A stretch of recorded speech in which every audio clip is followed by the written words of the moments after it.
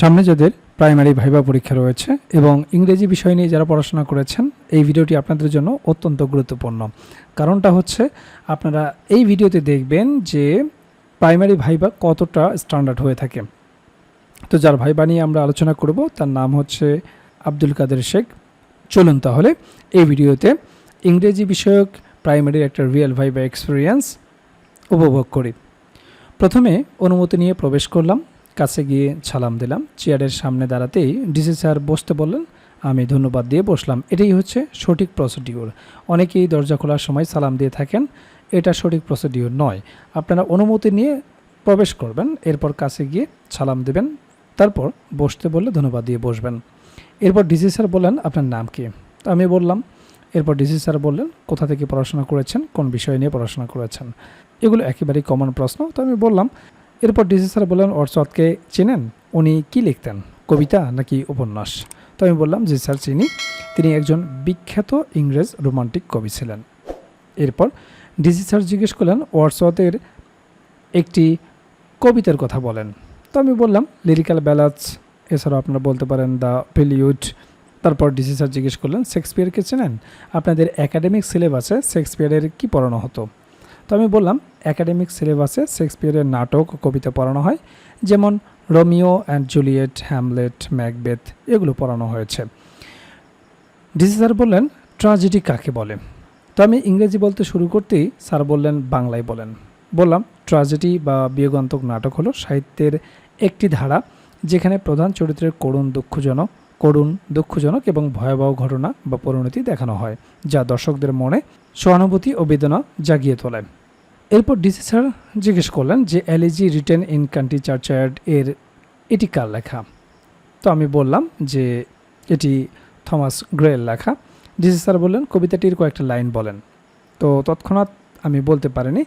তিনি বলতে না পারলেও আপনারা যারা সামনে ভাইবা পরীক্ষায় অংশগ্রহণ করবেন, আপনারা কিন্তু ন্যূনতম 4টা লাইন হলেও মুখস্থ করে যাবেন।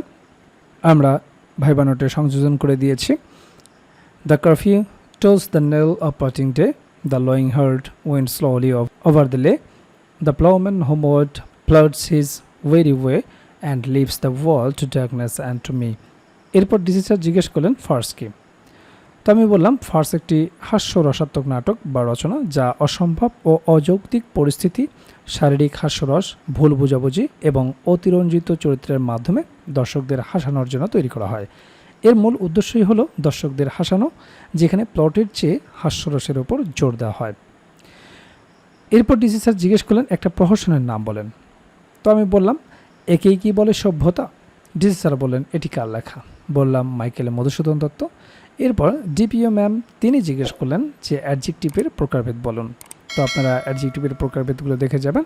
অ্যাডজেক্টিভের প্রকারভেদগুলোর মধ্যে রয়েছে ডেসক্রিপটিভ অ্যাডজেক্টিভস অথবা কোয়ালিটেটিভ অ্যাডজেক্টিভস, যেটাকে বলা হয় অ্যাডজেক্টিভস অফ কোয়ালিটি। এরপর রয়েছে অ্যাডজেক্টিভস অফ নাম্বার বা নিউমেরিক অ্যাডজেক্টিভ, রয়েছে অ্যাডজেক্টিভ অফ কোয়ান্টিটি বা কোয়ান্টিটেটিভ অ্যাডজেক্টিভস, ডিমনস্ট্রেটিভ অ্যাডজেক্টিভ রয়েছে, পসেসিভ অ্যাডজেক্টিভ রয়েছে, ইন্ট্রোগেটিভ অ্যাডজেক্টিভস রয়েছে, এরপর ডিস্ট্রিবিউটিভ অ্যাডজেক্টিভ রয়েছে। তো এই বিষয়গুলো আপনারা দেখে যাবেন। গ্রামার অংশ থেকে যে বিষয়গুলো ভাইবা বোর্ডে জিজ্ঞেস করা হয় তা নিয়ে আমাদের একটা ভাইবা অনুবাদ নোট রয়েছে, সেখানে গ্রামেটিক্যাল পার্টও রয়েছে। এরপরে ডিপিও ম্যাম জিজ্ঞেস করলেন, ইন্ট্রোগেটিভ অ্যাডজেক্টিভের একটা উদাহরণ দেন। তো আমি বললাম, what book do you read? DPO ma'am বলেন, ঠিক আছে, উপসর্গ কাকে বলে, উদাহরণ দেন। তো বললাম, উপসর্গ হলো এক ধরনের অর্থহীন শব্দাংশ যা ধাতু বা শব্দের আগে যুক্ত হয়ে নতুন অর্থবোধক শব্দ তৈরি করে, যেমন প্র যোগ চার প্রচার, উপু যোগ দেশ উপদেশ। এরপর ডিপিও ম্যাম জিজ্ঞেস করলেন যে বমি করার ইচ্ছা এক কথায় কি হবে? সেই সাথে আরও একটি বলেছেন, যা বর্ণনা করা যায় না, এটি এক কথায় কী হবে? দুটি এক কথায় প্রকাশ জিজ্ঞেস করেছিলেন। তো আমি বললাম, বমি করার ইচ্ছা হচ্ছে বিবমিশা, এবং যা বর্ণনা করা যায় না তাকে এক কথায় বলা হয় অনির্বচনীয় বা অবর্ণনীয়। এরপর ডিপিও ম্যাম বললেন, মেয়েটি কি স্কুলে যাবে না, এটা ট্রান্সলেশন করেন। তো আমি বললাম, won't the girl go to school? এরপর ডিপিও ম্যাম জিজ্ঞেস করলেন, অপারেশন জ্যাকপট কি, এটি কখন এবং কোথায় পরিচালনা করা হয়? তো আমি বললাম, অপারেশন জ্যাকপট ছিল বাংলাদেশের মুক্তিযুদ্ধের সময় বাংলাদেশ নৌ কমান্ডো বাহিনী কর্তৃক পরিচালিত একটি সফল নৌ গেরিলা অভিযান। এটি 1971 সালে 16ই আগস্ট প্রথম প্রহরে দেশের প্রধান দুটি সমুদ্র বন্দর চট্টগ্রাম ও মংলা এবং দুটি নদী বন্দর চাঁদপুর ও নারায়ণগঞ্জে একযোগে পরিচালিত হয়েছিল। এরপর পিটিআই ইনস্ট্রাক্টর তিনি গণিত থেকে কিছু প্রশ্ন জিজ্ঞেস করেছিলেন। সেগুলো হচ্ছে, সমকোণী ত্রিভুজের সমকোণের মান 90 ডিগ্রি হলে বাকি দুইটি কোণের মান কত ডিগ্রি করে? তো আপনারা জানেন যে সমকোণী ত্রিভুজের তিনটি কোণের সমষ্টি হচ্ছে 180 ডিগ্রি। তাহলে সমকোণের মান যদি 90 ডিগ্রি হয় তাহলে বাকি দুইটা কোণ অবশ্যই 45 ডিগ্রি করে হবে, কারণ 180 ডিগ্রি তিনটা কোণ যোগ করে মিলতে হবে। এরপর পিটিআই ইনস্ট্রাক্টর জিজ্ঞেস করলেন যে 35 ডিগ্রি কোণের সম্পূরক কোণ কত? তো আপনারা জানেন যে সম্পূরক কোণ দুইটা কোণের সমষ্টি হতে হবে 180 ডিগ্রি।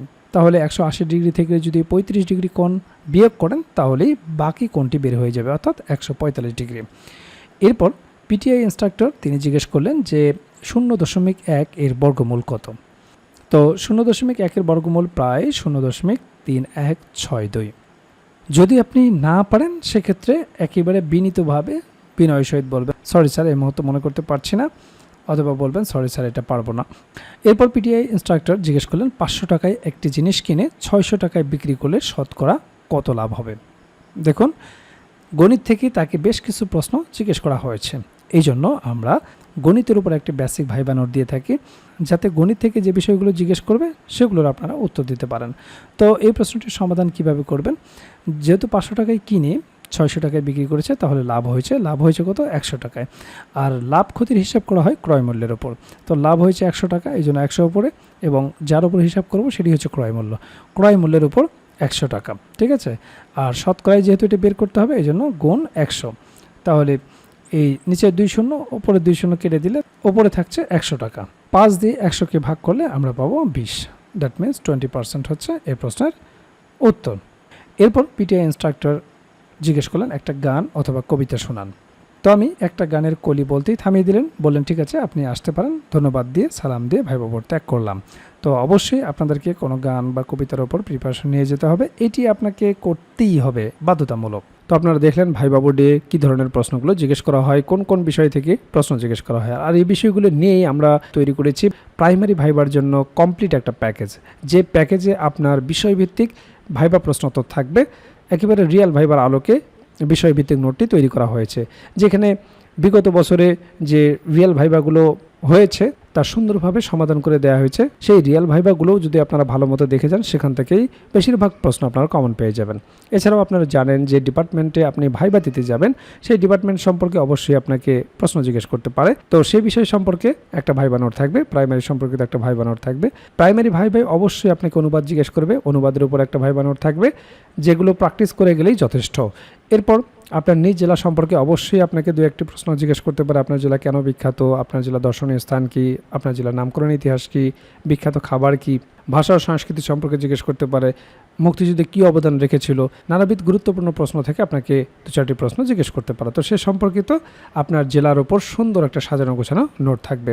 এছাড়াও 1947 থেকে শুরু করে বর্তমান সমসাময়িক পর্যন্ত গুরুত্বপূর্ণ বিষয়ের উপর যে সমস্ত প্রশ্নগুলো আপনাকে জিজ্ঞেস করতে পারে, সেই বিষয়গুলো নিয়ে সুন্দরভাবে সাজানো গোছানো একটা সাধারণ জ্ঞান ভাইবা নোট থাকবে। এছাড়াও আপনারা জানেন যে প্রাইমারি ভাইবা বোর্ডে বাংলা ব্যাকরণ এবং সাহিত্য অংশ থেকে বেসিক কিছু প্রশ্ন জিজ্ঞেস করে থাকে, সে বিষয়ে একটি ভাইবা নোট থাকবে। এছাড়াও গণিতের একটি বেসিক ভাইবা নোট থাকবে। আপনারা জানেন যে পাটিগণিত, বীজগণিত এবং জ্যামিতি অংশ থেকে কিছু বেসিক প্রশ্ন জিজ্ঞেস করা হয়।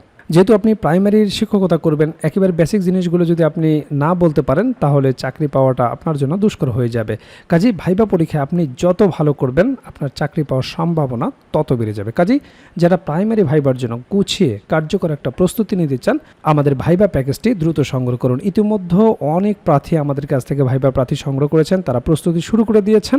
এখনও যারা প্রস্তুতি গুছিয়ে নিতে পারেন না, স্ক্রিনে দেওয়া হোয়াটসঅ্যাপ নাম্বারে যোগাযোগ করে আমাদের কাছ থেকে প্রাইমারির এই ভাইবা প্যাকেজটি সংগ্রহ করতে পারেন।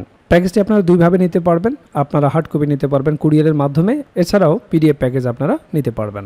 কাজেই দেরি না করে দ্রুত স্ক্রিনে দেওয়া হোয়াটসঅ্যাপ নাম্বারে যোগাযোগ করে প্যাকেজটি সংগ্রহ করুন।